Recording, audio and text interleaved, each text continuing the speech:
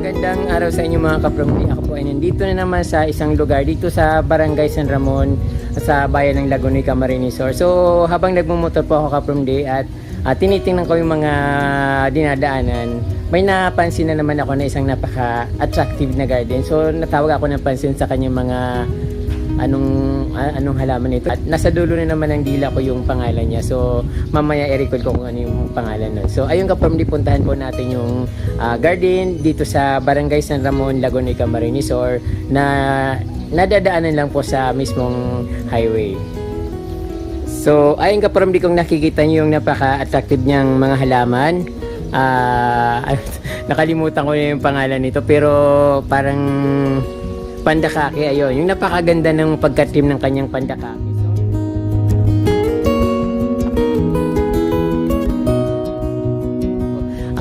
Sabi ko, kung pwede kong i-feature yung garden niya, so okay naman daw. So, hello ma'am!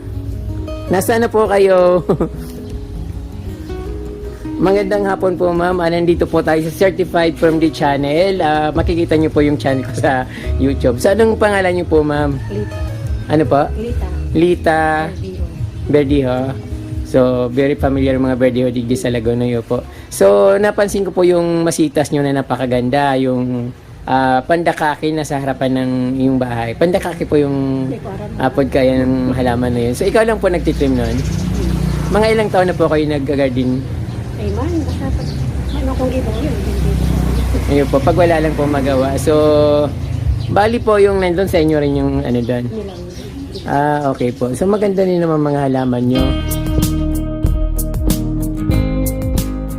Paano po kayo nagsimulang mag-gardening? Bata pa po ba kayo nag-gardening na kayo? Mahilig na po talaga kayo sa halaman. Masitas talaga. Opo. So, nakakulong kasi hindi natin malapitan. Dito yung mga halaman ni ma'am. Ano po bang halaman nito? Maganda po ito. Opo. Maganda siya. Pang ano po siya, pang hanging plant po siya. Maganda kasi siguro variety siya ng fern. Ayong kuro kalasag ba?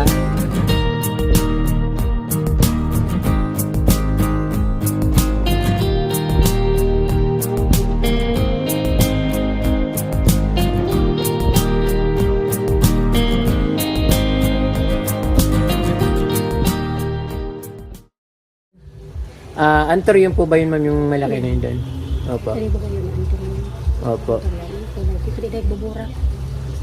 Medyo painitan mo po ng konti para maano na pinaano rin, nagbuburak pa rin. Opo. Bali yung mga wandering Jew, may golden po, may pothos plant, may orchids, kaso wala pa siyang flower.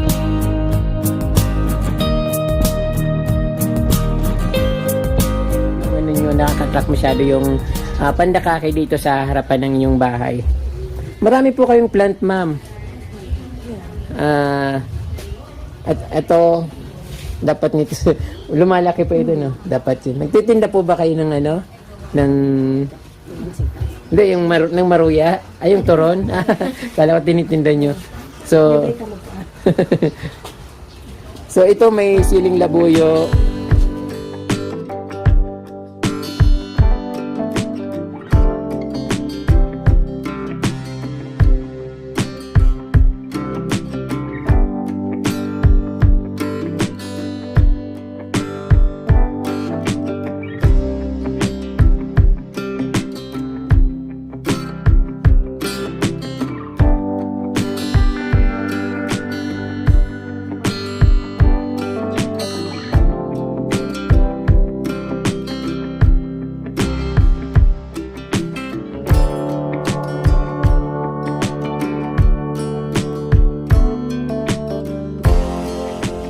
Ito yung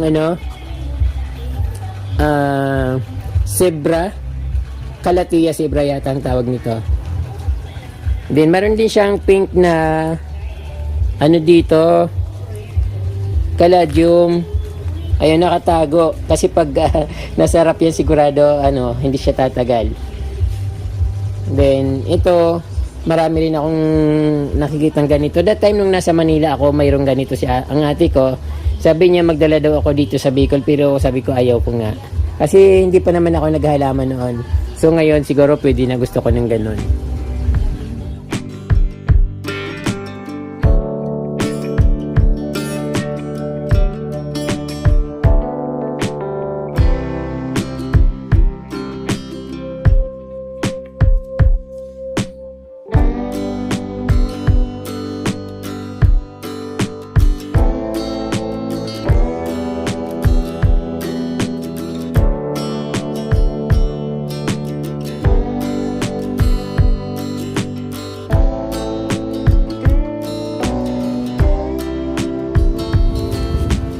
Ito po ma'am, ano po bang halaman ito? Ha? Tomorrow in yesterday na ba yun? Tomorrow in yesterday? Today, tomorrow in yesterday. Today, tomorrow in is. Bakit po ang haba ng pangalan niya? Mabango po ba? Wala naman amoy. So, iba lang talaga, maganda.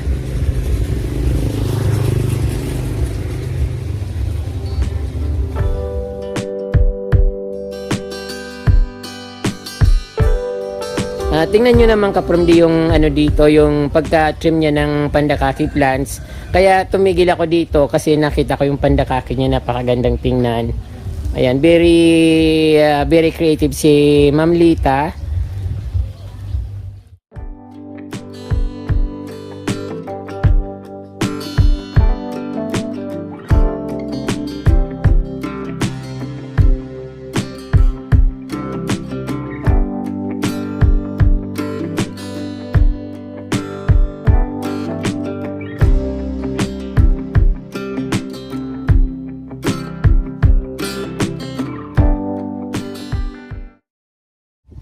Ayun. Tapos yung bromeliad na pulang-pula. So napapansin ko rin to madalas sa mga malalaking bahay, lalong-lalo sa Baguio. Napakaraming ganito sa may right park. Pag nandun ako, nakikita ko yung ganito karaming bromeliads.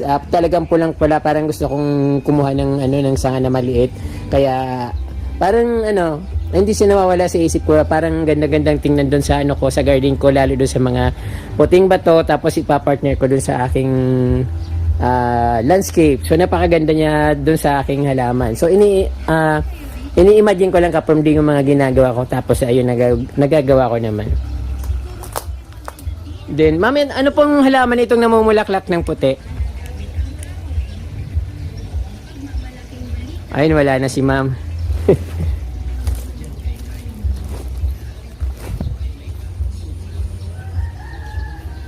So ito lang talaga ka-from yung nagdala ng kanyang munting garden dito sa Barangay San Ramon, Laguna, Camarines Sur.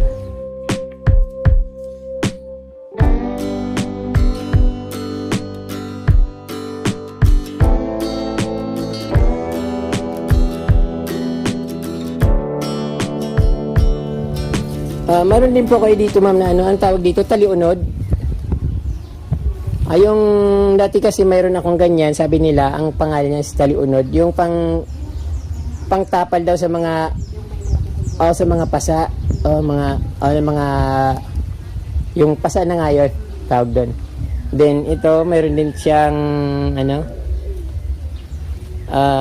sinado ba yung tawag nito?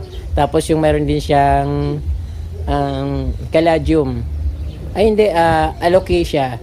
Then yung orchids niya, sa inyo po ba ito ma'am yung orchids ito? Yun, namumulaklak na siya. Maganda rin naman, medyo kukunting ilang piraso lang kasi, but yung niya puno napakataba rin.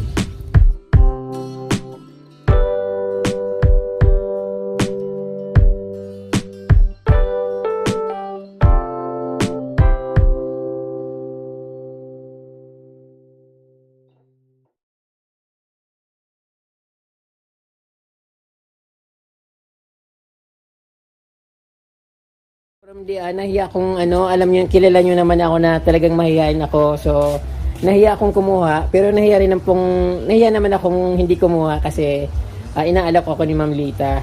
So, sabi ko, kukuha na lang ako kasi gusto niya ibalot niya na lang para dalhin ko. So, okay naman. Akin na lang yung isa, ma'am. Kukuha na lang po yung isa, ma'am. Ayan. Ayan po ka from di, nakita niyo po ang garden ni Ma'am Lita or Manay Lita dito sa Barangay San Ramon, Laguna Camarines Sur. So ang kanyang nakakamis na pandakake dito sa akin likuran. So talagang yung nagtawag ng pansin sa akin. Maraming salamat sa inyo mga ka from di at huwag niyong kalimutan po mag-subscribe. Kung hindi pa po kayo nakasubscribe ay mag-subscribe na po kayo. Don't forget to touch the notification bell para updated po kayo sa aking mga bagong post na videos. Mabalos!